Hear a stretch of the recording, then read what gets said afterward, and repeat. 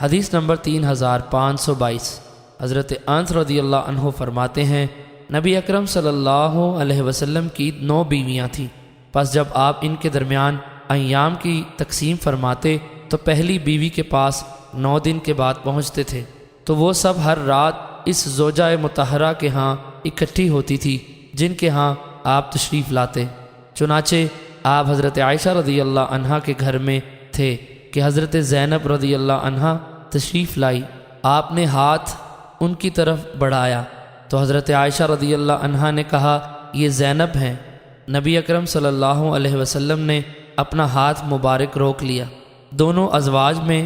بحث چھڑ گئی، حتیٰ کہ جب آواز بلند ہونے لگی اور ادھر اقامت ہو گئی اور حضرت ابوبکر صدیق رضی اللہ عنہ وہاں سے گزرے